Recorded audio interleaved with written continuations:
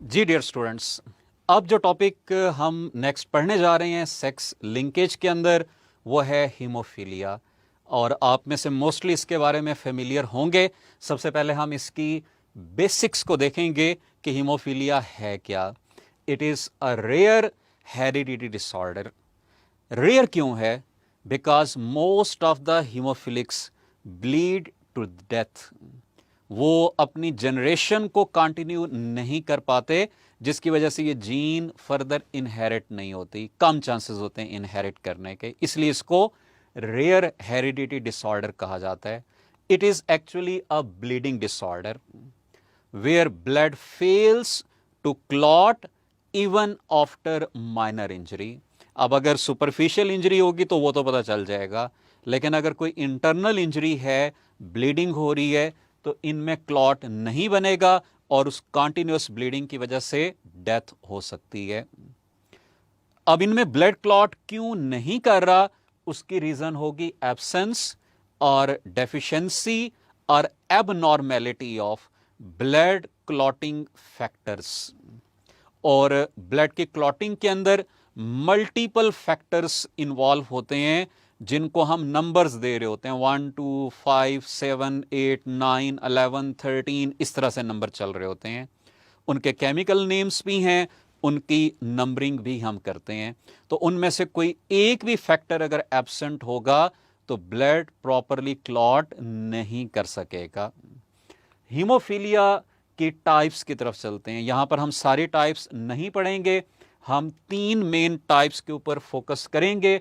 उसकी परसेंटेज देखेंगे, ये देखेंगे कि उसमें कौन सा फैक्टर एब्सेंट है और ट्रेट की इनहेरिटेंस कैसे होगी और उसके चांसेस कितने होंगे मेल और फीमेल के अंदर। सबसे पहले हमारे पास आएगा haemophilia A, which is most common, having 80% of the chances, और it is due to absence of factor 8। और ये फैक्टर 8 की जो जीन है that is located on the X chromosome. तो अगर वहां पर रिसेसिव अलील मौजूद है तो ये फैक्टर 8 प्रोड्यूस नहीं होगा, इसलिए हम इसको कहते हैं एक्स लिंक्ड रिसेसिव ट्रेट। और एक्स लिंक्ड रिसेसिव ट्रेट के फीचर्स आपने पढ़े थे, तो वहीं से आपको यह क्लियर होगा कि it will have more chances in male as compare to female. इसी तरह हीमोफीलिया बी है, हैविंग 20% केसेस, फैक्टर 9 एब्सेंट होगा। ये भी एक्स लिंक्ड रिसेसिव ट्रेट है और इसलिए इसके भी चांसेस मेल में ज्यादा होंगे as compare to female. Third हमारे पास है haemophilia C, that is less than 1%, factor 11 absent होगा और ये ऑटोसोमल रिसेसिव है। और याद रखिएगा कि जो ऑटोसोमल ट्रेट्स होते हैं they have equal chances in both male and female. तो आपसे अगर पूछा जाए कि which type of haemophilia has equal chances in male and female, तो आंसर होगा हीमोफीलिया सी। या पूछा जाए कि which of the following is not an x linked trait, तो उसका आंसर क्या होगा? हीमोफीलिया सी। या फैक्टर्स के ऊपर क्वेश्चन हो सकते हैं। हम जो हीमोफीलिया ए है उसकी जेनेटिक्स को देख लेते हैं कि मेल में क्या कॉम्बिनेशंस होंगे और फीमेल में क्या कॉम्बिनेशंस होंगे। पहले हम चलेंगे मेल की तरफ। मेल में 2 कॉम्बिनेशंस बनेंगे। अगर एक्स क्रोमोसोम के ऊपर डोमिनेंट अलील मौजूद है तो that male will be normal. लेकिन अगर एक्स क्रोमोसोम के ऊपर रिसेसिव अलील है, जिसको यहां पे स्मॉल एच से लिखा है, तो इसको हम कहेंगे हीमोफिलिक। यानी इसका मतलब यह है कि मेल के अंदर हीमोफीलिया को एक्सप्रेस होने के लिए सिर्फ एक रिसेसिव अलील रिक्वायर्ड होती है। Y chromosome does not contain its counterpart. अब यहां पर जीन का पेयर नहीं बन रहा, और जब जीन का पेयर ना बन रहा हो तो वहां पर हम अलील की टर्म भी यूज नहीं करते। तो अब आप ये याद रखिएगा कि इस हीमोफीलिया ए को मेल के अंदर हम कहेंगे नॉन अलीलिक। नॉन अलीलिक क्यों कह रहे हैं? बिकॉज उसका काउंटर पार्ट वाई पर नहीं है। और जहां पर पेयर ना बन रहा हो वहां पर हम होमोजाइगस और हेट्रोजाइगस के टर्म भी यूज नहीं कर सकते। यानी हम ये नहीं कह सकते कि ये होमोजाइगस है या हेट्रोजाइगस है। फिर क्या कहेंगे हम इसको? We will call it as hemizygous. तो ये हेमीजाइगस के टर्म भी हम यहां पर यूज करते हैं। यानी अगर हेमीजाइगस डोमिनेंट है तो ये नॉर्मल होगा, अगर हेमीजाइगस रिसेसिव है तो ये हीमोफिलिक होगा।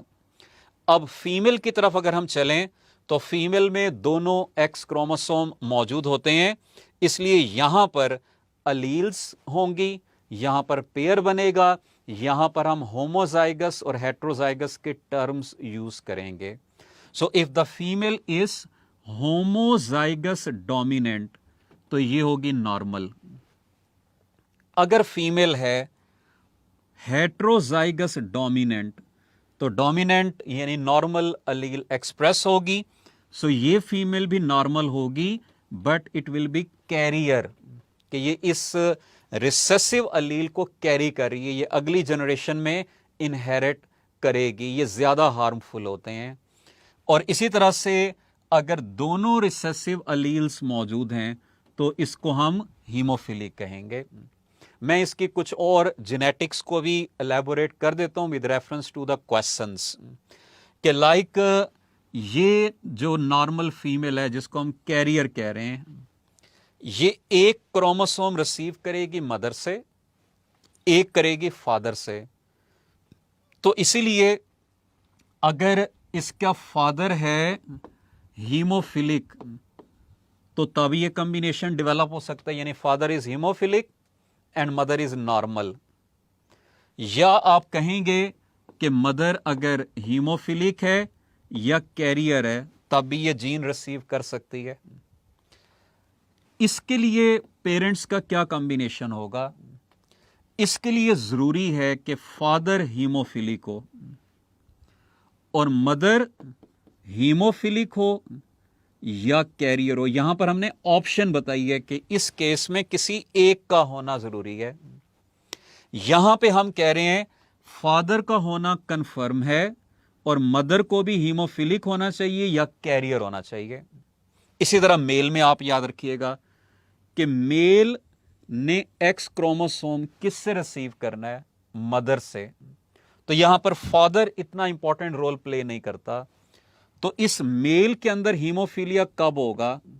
जब मदर हीमोफिलिक है या कैरियर है। अगर मदर है haemophilic then there are 100% of chances of haemophilia in that male offspring. लेकिन अगर मदर है कैरियर तो फिर 50% चांसेस होंगे, 50% to be normal and 50% to be haemophilic. तो आपने जब इस हीमोफीलिया को पढ़ना है तो इसके क्वेश्चंस को इस वे में प्रिपेयर करना है, फादर और मदर के डिफरेंट कॉम्बिनेशंस बनाकर और फिर ऑफस्प्रिंग्स के डिफरेंट पॉसिबल कॉम्बिनेशंस को बनाकर।